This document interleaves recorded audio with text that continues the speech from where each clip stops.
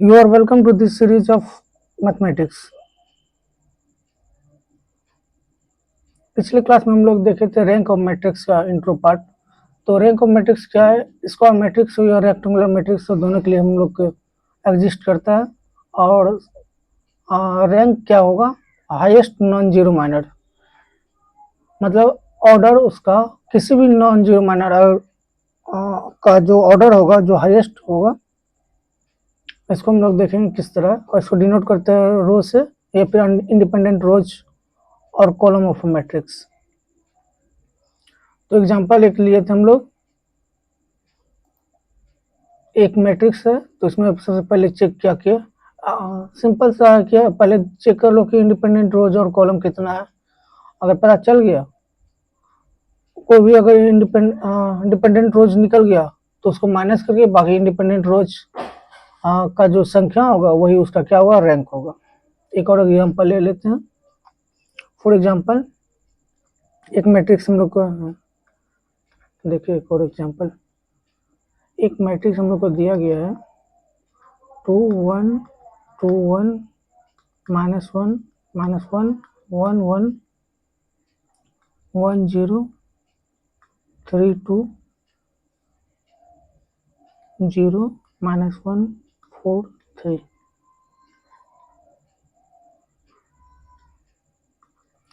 अब पूछ रहा है इसका रैंक क्या है। तो रैंक के लिए सबसे पहले क्या देख लेते हैं कि कोई इंडिपेंडेंट मतलब डिपेंडेंट रोज और कॉलम है कि नहीं। तो हम लोग सबसे पहले पता कर लेते हैं कि डिपेंडेंट रोज और कॉलम, अगर ये मिल गया तो और आसान हो जाएगा हम लोग के लिए रैंक को फाइंड करना। तो सबसे पहले देखते हैं इस रो के ऊपर, हम लोग देखते हैं इसको क्या कर सकते हैं। -1 + 1 0 -1 + 0 -1 1 + 3 4 1 + 2 3। तो इसका मतलब कि अगर इसको लिखना चाहे तो R4 बराबर R2 + R3 लिख सकते हैं। एक ये हो गया। तो 1 माइनस प्लस, अगर इसको R1 को लिखना चाहे R3 - R2 लिख सकते हैं। तो इसका मतलब है कि दो डिपेंडेंट रोज मिल गया। तो इसका रैंक क्या हो जाएगा? इसका रैंक हो जाएगा, अगर रैंक लिखना चाहे तो रैंक होगा इसका 2। और एक तरीका है कि कोई एक माइनर लो, अगर वो नॉन जीरो हो गया, अगर इसमें कितना माइनर हो सकता है, 2/2 का एक माइनर निकल जाएगा, 2/2 का माइनर हो सकता है, 3/3 का हो सकता है, 4/4 का, 4/4 माइनर अगर लेंगे, ये 4/4, तो इसका वैल्यू क्या आएगा? और माइनर का वैल्यू जो डिटर्मिनेंट निकालते हैं वही होता है। मतलब अगर 4/4 लेंगे, उसका अगर डिटर्मिनेंट निकालेंगे तो 0 आएगा। तो डिटर्मिनेंट का प्रॉपर्टी में हम बताए थे ना कि अगर दो कोई डिपेंडेंट रोज मिल गया तो उसका डिटर्मिनेंट वैल्यू क्या होगा? 0। यानी 4/4 का वैल्यू 0 हो गया, यानी 4 रैंक। देखो 4/4 का अगर कोई एक डिटर्मिनेंट 4/4 का वैल्यू क्या हो गया? 0, यानी रैंक 4 क्या है? पॉसिबल नहीं है। चलो ठीक है। अब आते हैं 3/3 का। 3/3 मैट्रिक्स अगर लेंगे तो उसका क्या वैल्यू होगा? 3/3 भी लेंगे तो उसका भी वैल्यू जो आएगा हम लोग का क्या आएगा? 0, यानी रैंक 3 भी नहीं सकता। अगर 2/2 का माइनर लेंगे, कोई एक माइनर अगर नॉन जीरो आ गया तो इसका मतलब उसका रैंक 2 होगा। तो एग्जांपल के लिए इसी को ले लेते हैं एक माइनर, तो इसका वैल्यू क्या आएगा? -1 × 0 0। इसकी कैलकुलेट करते हैं, इसका जो वैल्यू आएगा 0 + -1 अब +1, 0 + 1 1 which is not equal to 0, यानी नॉन जीरो एक माइनर मिला 2/2 का, तो इसका मतलब इसका रैंक क्या हो जाता है? 2 हो जाएगा। और अभी हम लोग आगे बात करते हैं। तो माइनर के बारे में बात कर रहे थे, तो हम लोग बात करते हैं कि माइनर का अगर कैलकुलेशन करना होगा, कुछ माइनर के कितना माइनर होगा मैट्रिक्स में, ये पता कैसे करेंगे। माइनर ऑफ मैट्रिक्स के ऊपर थोड़ा सा बात कर लेते हैं। एक मैट्रिक्स लिए A1 B1 C1 D1 E1 A2 B2 C2 D2 E2 A3 B3 C3 D3 E3 A4 B4 C4 D4 E4।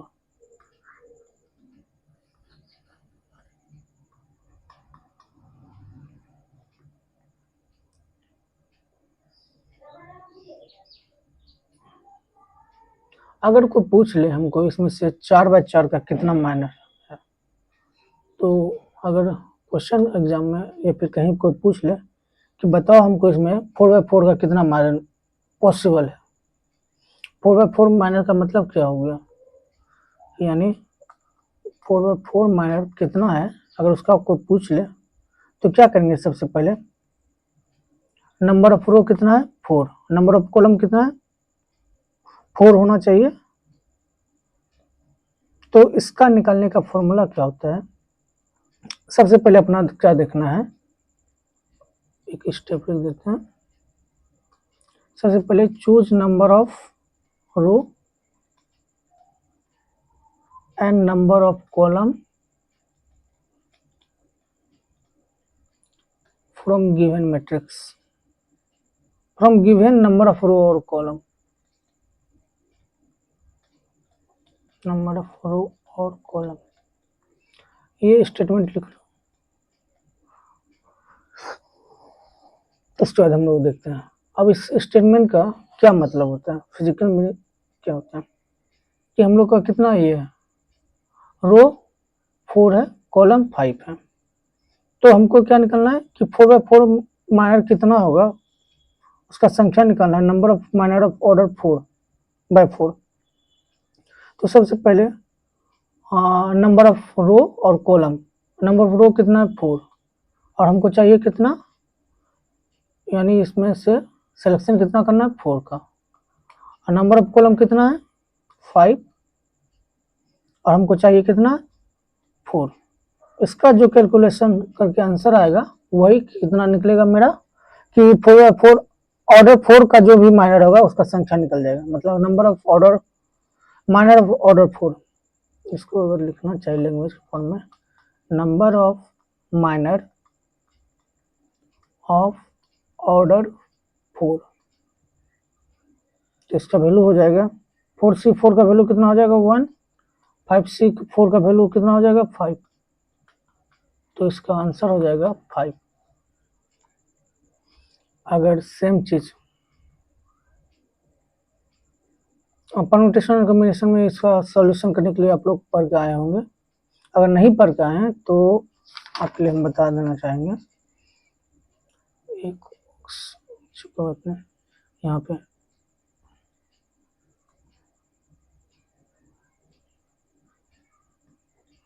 NCR बराबर होता है formula factorial n by factorial r factorial n-r। ये फॉर्मूला का use करके आप लोग यहाँ से इसका वैल्यू कैलकुलेट कर सकते हैं। तो पहला क्वेश्चन सॉल्व हो गया। अब देखना है हमको नेक्स्ट क्वेश्चन, उसको लोग नेक्स्ट पेज में सॉल्व कर सकते हैं। ये मैट्रिक्स है,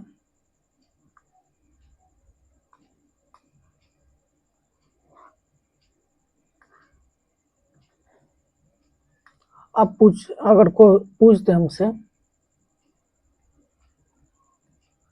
कि बताइए number of minor of order 3, number of minor of order 3, number of minor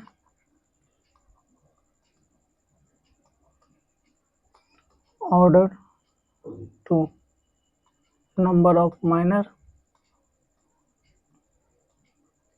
order 1।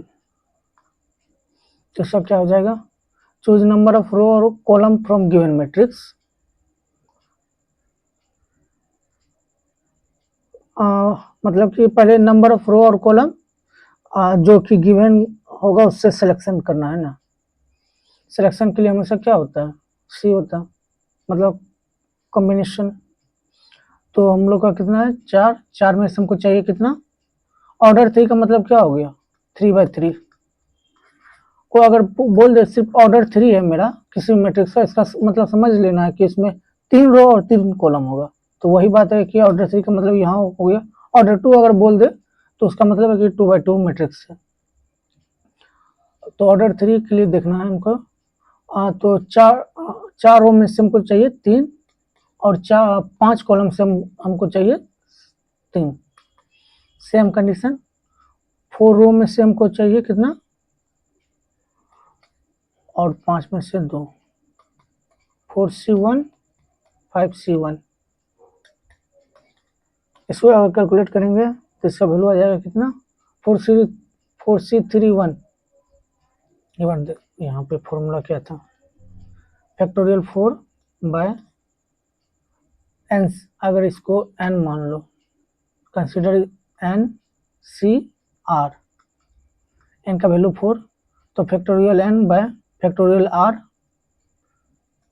अब फैक्टोरियल n माइनस r, यानी 4 - 3 फैक्टोरियल 1। अगर इसको लिखना चाहेंगे तो इसका वैल्यू कितना है, 4321 321 कैंसिल 4, उसी तरह 5C3 का वैल्यू कितना आ जाएगा, 10 हो जाएगा। तो ये निकल जाएगा 40, इसका वैल्यू आ जाएगा 60 और ये हो जाएगा 20। तो ये पता हम लोग अभी जो बात किए, ये फॉर्मूला से हम लोग पता कर सकते हैं कि अगर कोई गिवन मैट्रिक्स, अगर कोई मैट्रिक्स दे दे और हमसे पूछे कि बताओ उसमें से कितना और ऑर्डर 2 का माइनर है, तो वो सारा इस फॉर्मूला से हम लोग निकाल लेंगे। अब बात, तो इससे रैंक का क्या रिलेशन है, तो रैंक का क्या रिलेशन है हम लोग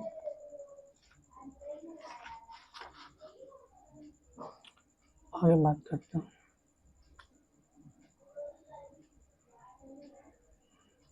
एक सेकंड, यहीं पे अगर थोड़ा सा और इसको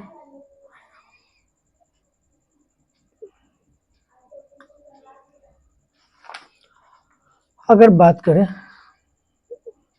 तो रैंक क्या होता है, रैंक के बारे में अभी क्या बताएं, 2 कंडीशन समझ लेना। एक तो पहले इंडिपेंडेंट रोज और कॉलम अगर पता चल गया तो जितना इंडिपेंडेंट रोज और कॉलम होगा वही उसका रैंक होगा। नहीं तो हम सबसे हाईएस्ट, जैसे होता है कि इसमें से हाईएस्ट ऑर्डर का माइनर कितना हो सकता है, पॉसिबल है, यानी ऑर्डर 4 सबसे हाईएस्ट है। अगर कोई भी माइनर ऑर्डर 4 का माइनर अगर नॉन जीरो आ जाता है तो उसका मतलब है कि उसका रैंक 4 आ जाएगा। मतलब कि देखो कहने का क्या, 3/3 और 3 ऑर्डर का माइनर कितना है, 40। 40 माइनर में से अगर कोई एक माइनर नॉन जीरो अगर वैल्यू आ गया तो इसका मतलब हो जाएगा कि उसका रैंक हो जाएगा 3। हमको 40 में से किसी 40 माइनर से मतलब नहीं है, 40 माइनर में से कोई एक का भी वैल्यू अगर जीरो नहीं होगा तो उसका ऑर्डर वो हो जाएगा 3। अगर 2 ऑर्डर का देखें, मतलब कि अगर पता करना हो तो 60 को मेरा कितना है कि 60 को 2 ऑर्डर का माइनर है, 60 में से कोई भी एक माइनर का वैल्यू अगर नॉन जीरो हो जाएगा तो उसका रैंक 2 हो जाएगा। तो आगे हम लोग फिर बात करते हैं, इसका ये सिग्निफिकेंस था। तो अगर in general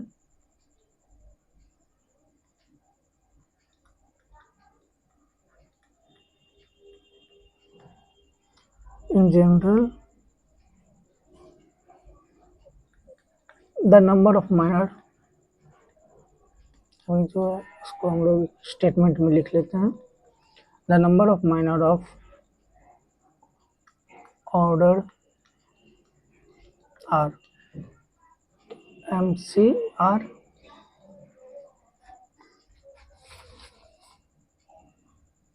into NCR।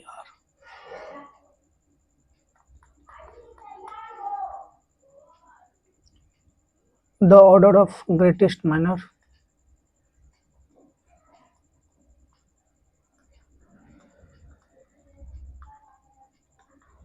Order of greatest minor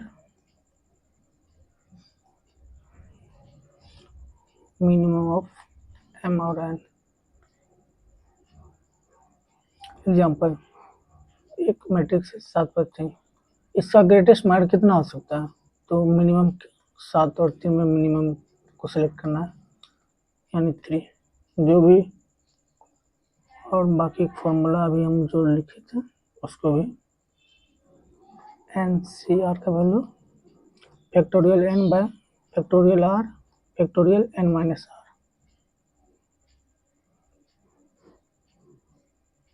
उसको बॉक्स में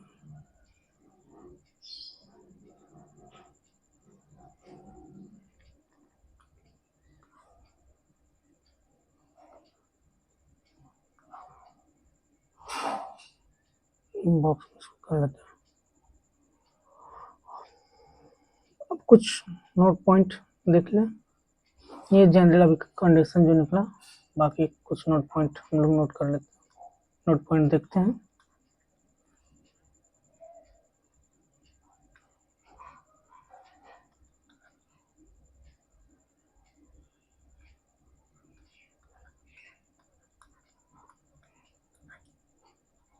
नोट पॉइंट में क्या है,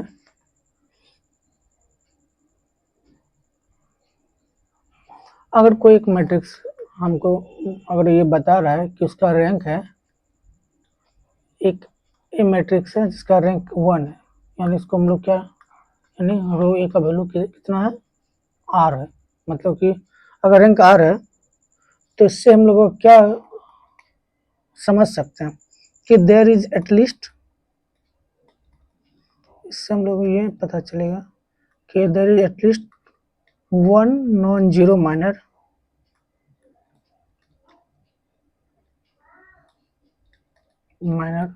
of order are.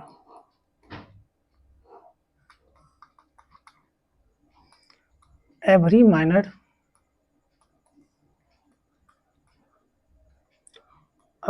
Of order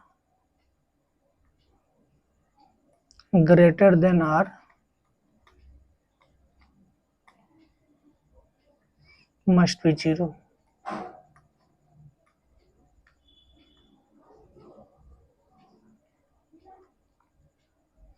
अगर एक एग्जांपल के लिए देख ले, कोई एक मैट्रिक्स है A B C D E F G H I, अगर हमको इसका बोल दिया जाए कि रैंक क्या है, रैंक 2 है, इसका मान के चलो, सपोज रैंक इसका 2 है, तो इससे 2 से क्या पता चला, मतलब कि एक ऐसा नॉन जीरो माइनर है 2 बाय सेकेंड ऑर्डर का जिसका वैल्यू क्या है, मेरा नॉन जीरो है। और दूसरा इससे 2 केस है, यानी अगर ये और माइनर है, कम से कम एक तो है। अब कितना, जैसे कि इसमें से कितना निकलेगा, अगर इसमें से अगर पता करना चाहे कि सेकंड ऑर्डर का माइनर ऑफ ऑर्डर 2 का कितना माइनर होगा नंबर, तो ये हम फॉर्मूला बताए थे। नंबर ऑफ रो कितना है, 3, 3 में से 2 और 3 में से 2, 3c2 का वैल्यू कितना हो जाएगा, फैक्टोरियल 3 फैक्टोरियल 2 फैक्टोरियल 1, यानी 3 इंटू 3 9। 9 में से कोई एक ऐसा माइनर होगा हम लोग के पास जिसका वैल्यू 0 नहीं होगा। दो से 2 कंडीशन निकलता है। और दूसरा बात ये पता चलता है कि 2 से ऊपर जो भी माइनर आएगा उसका सारा का सारा माइनर का वैल्यू कितना हो जाएगा, 0 होगा। यानी इसका जो, और कहने का मतलब अगर इसमें बात करें तो कितना 2/2 सेकंड ऑर्डर के ऊपर का माइनर है, 3/3 का कितना है, एक ही है ना, तो इसका वैल्यू क्या होगा, 0 होगा।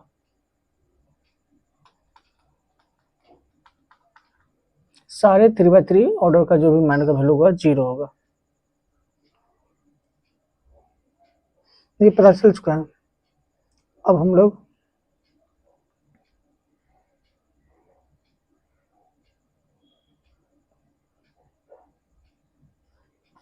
एक और एग्जांपल देखते हैं। एक माइनर दिया गया है 1 1 1 1 2 3 4 1 4 1 3।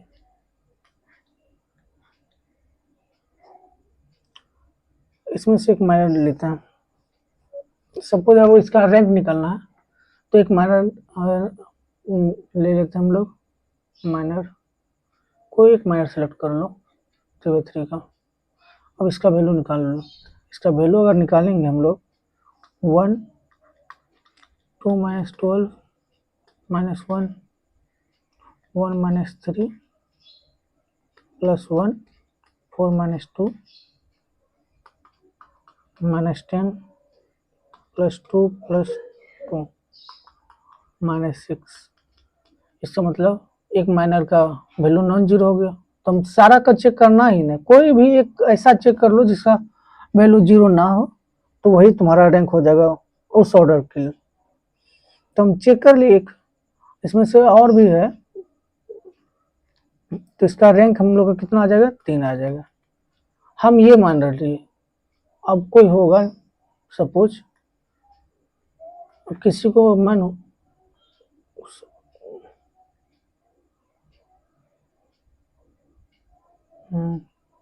जैसे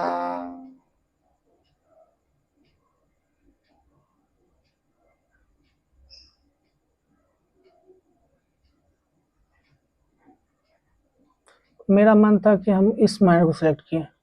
अब किसी का मन होगा अब किसी का मन होगा नहीं हम इसको लेके हम आगे बढ़ेंगे, तो आप इसको लेके आगे बढ़िए, इसका कैलकुलेशन करिए। अगर ये जीरो हो गया इसका मतलब ये नहीं कोई रैंक 2 हो जाएगा। हम और फिर दूसरा भी माइनर चेक कर सकते हैं। अब किसी का इसका वैल्यू जीरो आ गया और इसका वैल्यू आ गया, मतलब कि जितना 3 माइनर का ऑर्डर का है सबका वैल्यू अगर जीरो आएगा तब रैंक 2 होगा। अगर कोई भी एक माइनर का वैल्यू अगर नॉन जीरो आ गया तो इसका मतलब रैंक 3 होगा। तो अगर रैंक होने के लिए एक ही कंडीशन है कि आप नॉन जीरो होना चाहिए उस माइनर का वैल्यू। अगर रैंक उससे कम होने के लिए सारे माइनर का वैल्यू क्या होना चाहिए जीरो।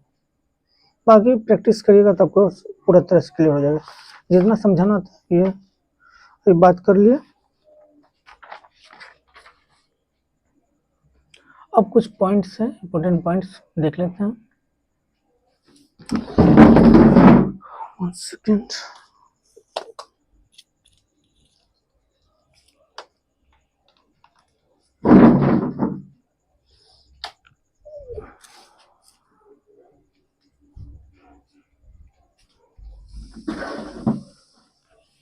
कुछ इंपॉर्टेंट पॉइंट्स हैं उसको हम लोग नोट कर लेते हैं।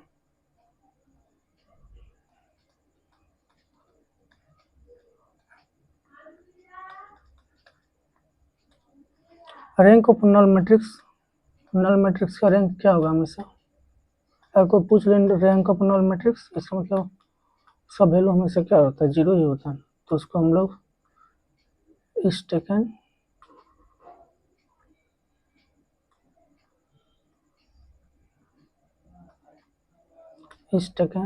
As zero.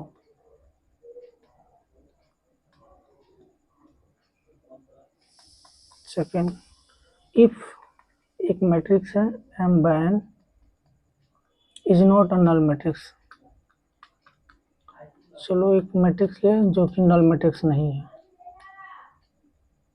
तो उसका रैंक क्या हो सकता है। नल मैट्रिक्स मतलब जीरो नहीं होगा, जीरो नहीं होगा तो क्या एक से लेकर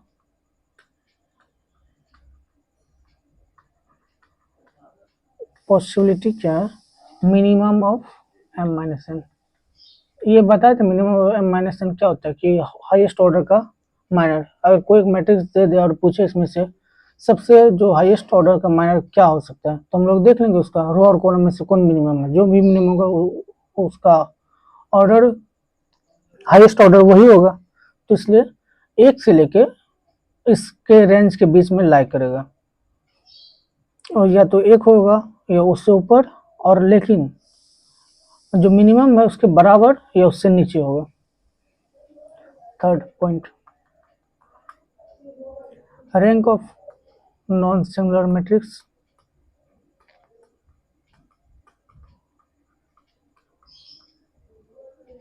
rank of non singular matrix of order n is n। कोई एक मैट्रिक्स दे दे n ऑर्डर का है, यानी n रो n कॉलम, और ये नॉन सिंगुलर है, मतलब इसका वैल्यू 0 के बराबर नहीं है, तो इसका अगर रैंक पूछ दे तो रैंक इसका हो जाएगा n।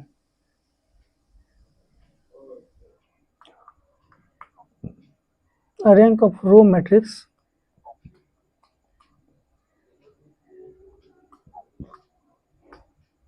Rank of row matrix is either 0 और 1।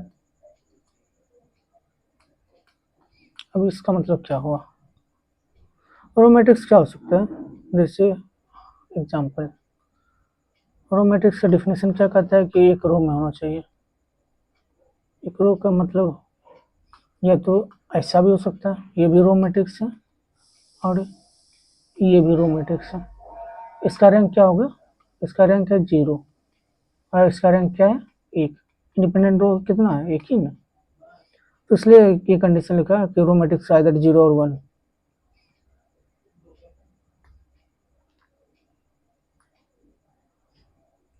फिर point, rank of column matrix same case है। Rank of column matrix is either 0 और 1, इज इधर 0 और 1। सेम केस कॉलम मैट्रिक्स, ये भी कॉलम मैट्रिक्स है और ये भी मेरा क्या है? कॉलम मैट्रिक्स है। तो इसका रैंक क्या है? इसका रैंक है 0, जबकि इसका रैंक क्या है? 1। तो ये समझ में आ रहा है? 6 पॉइंट, इफ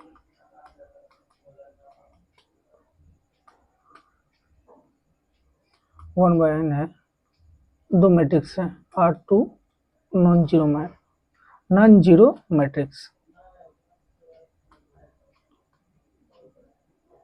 देन जो मैट्रिक्स इसको मल्टीप्लाई करके बनाएगा उसका रैंक क्या होगा? इसका रैंक 1 होगा। इसका अगर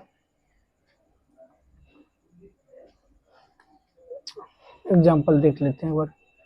सपोज एक मैट्रिक्स दिया गया 1 3 5 करके एक मैट्रिक्स है ए, और बी मैट्रिक्स है 2 1 3 4। इसका कितना है? 3 रो है और एक कॉलम है, और इसको लिखना चाहे 1/4। अभी हम लोग केस क्या देखे थे इससे पहले, अगर कि m/1 ऐसा कोई मैट्रिक्स आता है तो उसका रैंक कितना होना चाहिए? 1 होना चाहिए। तो देखते हैं, कैलकुलेशन करते हैं। ए बी का कैलकुलेशन पहले कर लेते हैं। ए बी का कैलकुलेशन करेंगे तो क्या आएगा? मैट्रिक्स मल्टीप्लिकेशन आप लोग को अच्छे से पता है, तो इसलिए हम उसमें थोड़ा सा समय दिए थे कि आप लोग थोड़ा सा प्रैक्टिस कर पाए मैट्रिक्स मल्टीप्लिकेशन। हम डायरेक्ट लिख रहे हैं, बाकी आप कैलकुलेशन करिएगा, उससे फिर जो रिजल्ट आएगा वो यही आएगा मैट्रिक्स मल्टीप्लिकेशन का।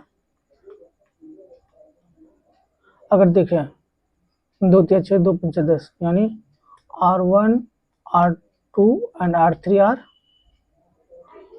प्रोपोर्शनल है। प्रोपोर्शनल अगर है इसका मतलब कि इसका डिटर्मिनेंट का वैल्यू तो क्या हो गया? सिंपल सा केस है।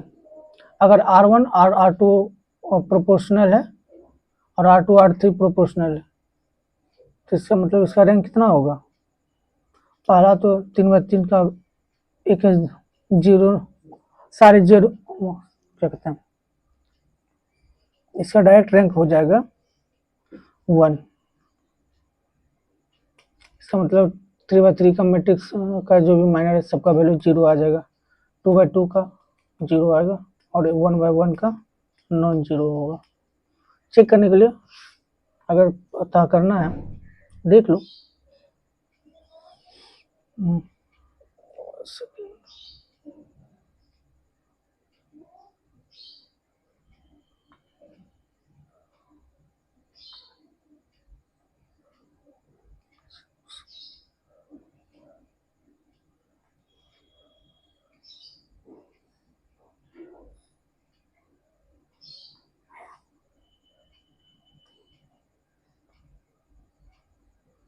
सपोज एक माइनर लिए, इसका वैल्यू अगर इसका वैल्यू निकालेंगे, देखो 2 3 जा 6 और -6 0 आया। कोई और सपोज कोई और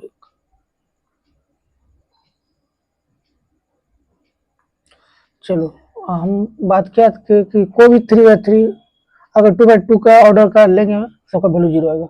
मेरा मन हुआ कि हम इसको लिए, अब इसका वैल्यू अगर निकालते हैं, इसका 9 2 जा 20 -12 15 जा 180 180, इसका वैल्यू 0 आया। यानी सारे भी इसमें जितना भी माइनर निकलेगा सेकंड ऑर्डर का सबका वैल्यू 0 आएगा, जितना भी माइनर निकलेगा थर्ड ऑर्डर का सबका वैल्यू 0 आएगा। इससे तो हम 3 सेकंड ऑर्डर और थर्ड ऑर्डर का अगर माइनर का वैल्यू 0 आ रहा है सबका वैल्यू, तो इसका बचा कौन 1, यानी इसका रैंक कितना आ जाएगा अल्टीमेटली। अगर हम लोग अगर कहना चाहे तो इसका रैंक हो जाएगा, ए बी का रैंक होगा मेरा 1। That's all.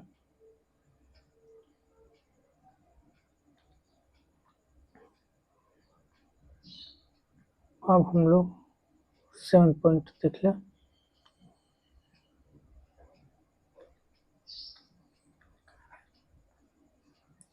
If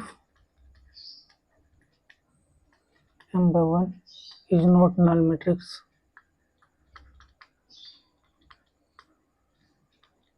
null matrix नहीं है, तो उसका बाद rank A into A transpose का भी वैल्यू क्या हो जाएगा 1। ये सारे कभी पूछ लिया जाएगा ये पॉइंट ऑब्जेक्टिव में। रैंक एक मैट्रिक्स और उसका ट्रांसपोज कर देंगे तो भी रैंक में कोई अंतर नहीं पड़ेगा। If A and B are matrices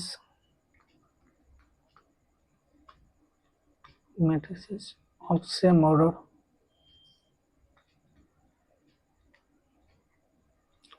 then rank A plus B is less than rank A plus B।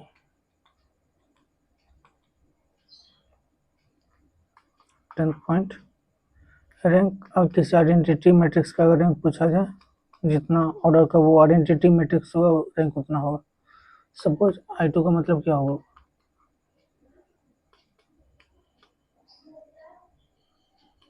तो इसका रैंक क्या हो जाएगा, कितना इंडिपेंडेंट रोज है 2। उसी तरह I3 के लिए रैंक हो जाएगा 3।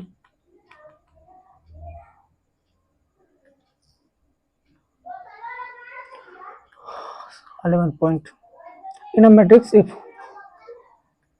in a matrix if all row or column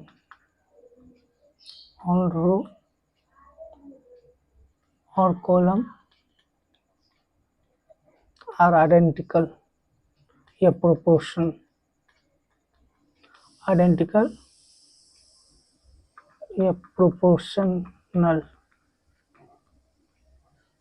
then rank is equal to 1।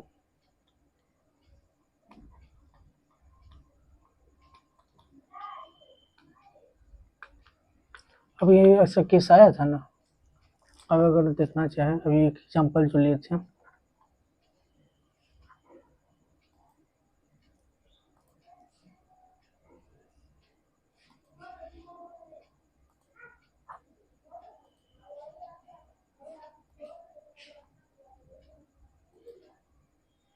यहाँ पे क्या आया था, रैंक इसका कितना आया था,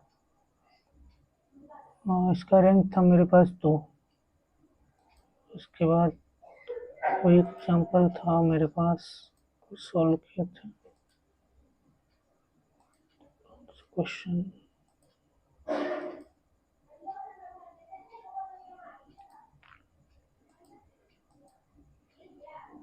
यहाँ देखो, यहाँ पे क्या था, सारा R1 R2 R3 प्रोपोर्शनल था, तो इसका रैंक क्या आया था 1। तो उस प्रॉपर्टी का यूज करके यहाँ डायरेक्ट हम लोग रैंक लिख सकते थे, इस प्रॉपर्टी का यूज करके। अब 12th number point, Rank of diagonal matrix.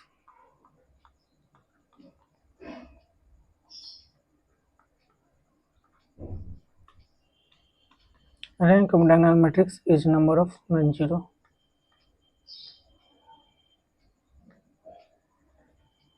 Is number of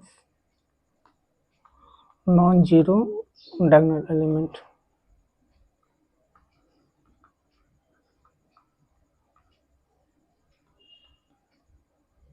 Diagonal element. Suppose एक डायगोनल मैट्रिक्स 1 0 3 4 0, तो इसका अगर रैंक लिखना चाहे 6/6 का है तो इसका रैंक डायरेक्ट हम लोग चेक करेंगे कितना नॉन जीरो डायगोनल है एलिमेंट है 1 2 3 4 यानी रैंक सीधा 4। ज़्यादा कुछ कैलकुलेशन करना ही नहीं अगर डायगोनल एलिमेंट।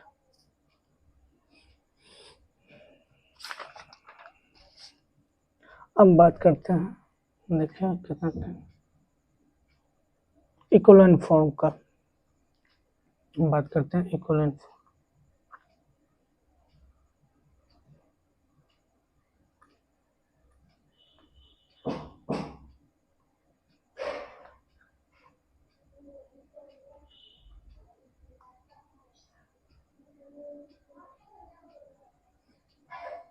इक्विवेलेंट फॉर्म, ये तो अब ये क्या होता है उसका देखें तो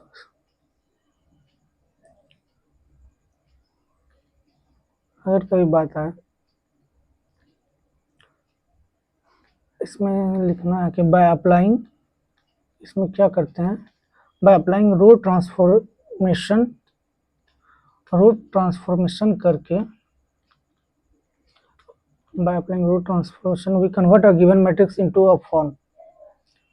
हम लोग अप्लाई करते हैं क्या रो ट्रांसफॉर्मेशन वी कन्वर्ट, एक बार लिख लेते statement we convert a given matrix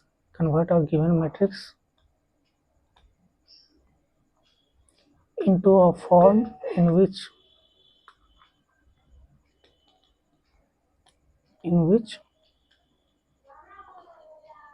दो case in which all zeros rows must be present, all zeros row must be present below non-zeros row.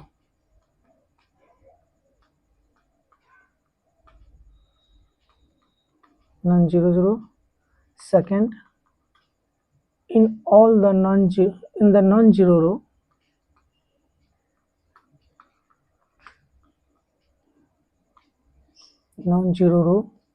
the number of zeros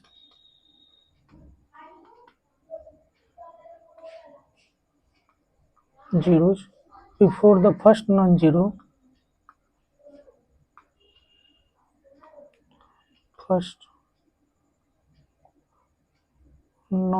number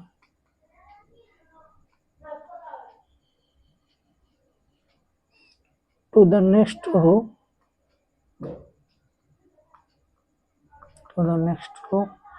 must increase.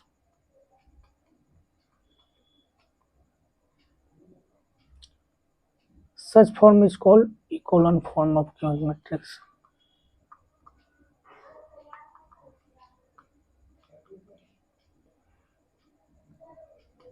Echelon form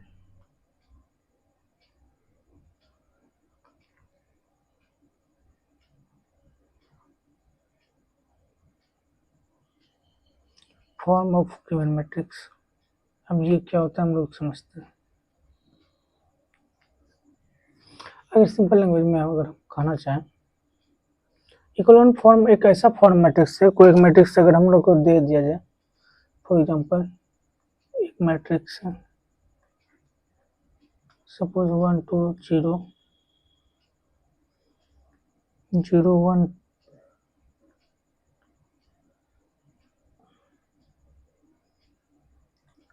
1 1,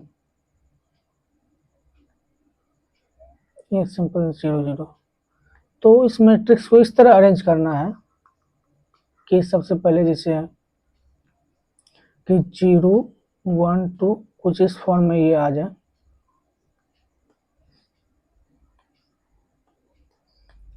कि जो ऊपर जैसे है कि नीचे जैसे हम लोग बढ़ते जाएंगे जीरो का संख्या उससे मतलब सबसे जो कम जीरो वाला रो होगा वो पहले होगा, उसका फिर यहाँ 1 एक जीरो है, यहाँ 2 जीरो होगा, यहाँ 3 जीरो, कुछ इस तरह हो अरेंज में। तो इस फॉर्म को हम लोग क्या कहते हैं, इकोलन फॉर्म कहते हैं।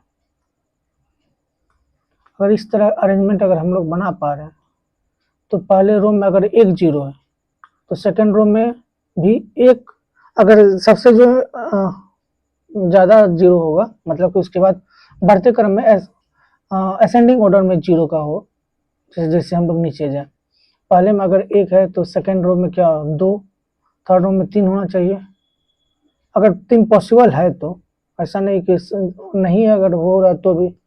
तो कुछ इसी तरह हम लोग इस फॉर्मेट में अरेंज करना होता है। अब इससे क्या फायदा होता है, इससे हम लोग को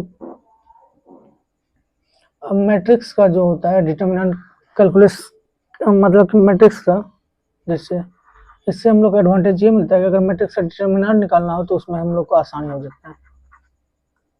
बाकी रैंक और ये सब में भी ये फॉर्म बहुत काम आता है। तो एक नोट पॉइंट दे के लिखिए, एक नोट पॉइंट देख के। हाँ, इसमें याद रखने वाला बात है कि इक्विवेलेंट फॉर्म में कि हमेशा हम लोग रो ट्रांसफॉर्मेशन यूज करते हैं, जबकि डिटरमिनेंट में हम लोग क्या करते थे, रो और कॉलम ट्रांसफॉर्मेशन दोनों में से कोई भी एक यूज कर लेते थे। इसमें हमेशा रो ट्रांसफॉर्मेशन यूज करना एक इम्पोर्टेंट पॉइंट याद रखना हमेशा। तो नोट पॉइंट में लिखिए, the number of non zeros row in the echelon form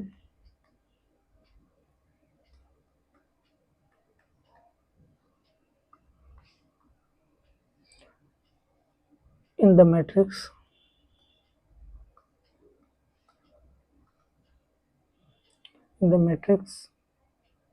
represent the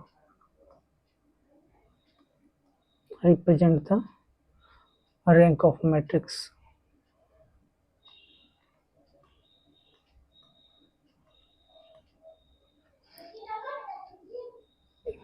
कुछ अब रो ट्रांसफॉर्मेशन करने से क्या होगा उसको देखें। एलिमेंट्री रो ट्रांसफॉर्मेशन,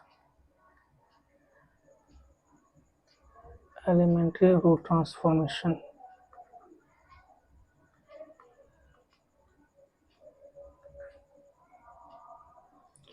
तो अगर क्या कर सकते हैं, रो और कॉलम को इंटरचेंज कर लें, R1 को R, रो कॉलम नहीं मतलब कि रो सेकंड फर्स्ट आई और जे को इंटरचेंज करेंगे, या फिर क्या कर सकते हैं, स्केलर मल्टीप्लिकेशन कर सकते हैं रो के साथ, रो को इंटरचेंज कर सकते हैं, या फिर ये सारे रो ट्रांसफॉर्मेशन हम लोग अप्लाई कर सकते हैं। प्लस माइनस के R1,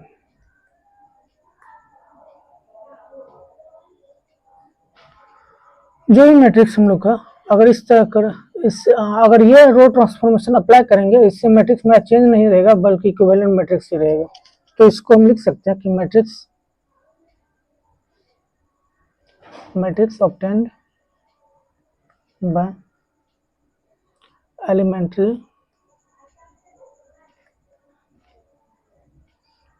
row transformation,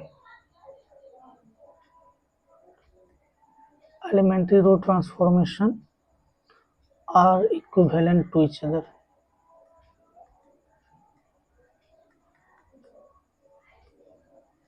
Equivalent to each other. Simply क्या कर सकते हैं उसको, equivalent matrix.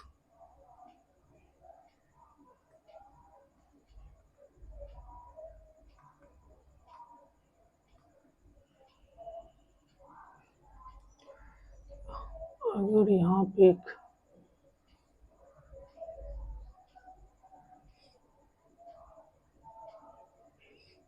Matrix to not alter the value.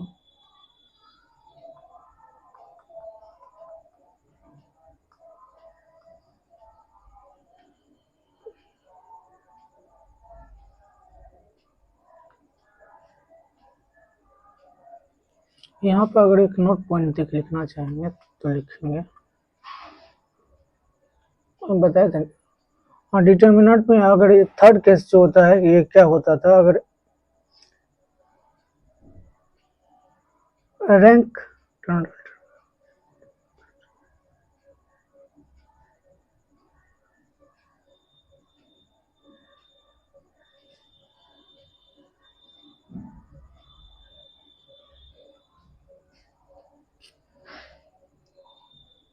अच्छा, आज के लिए बस इतना ही, बाकी हम लोग नेक्स्ट क्लास में देखते हैं। तो इतना तक आप लोग रिवाइज करके आइएगा, और बाकी सारे पिछले का भी जितना पोर्शन है सबको रिवाइज करके आना है, ताकि आप लोग को कोई परेशानी ना हो।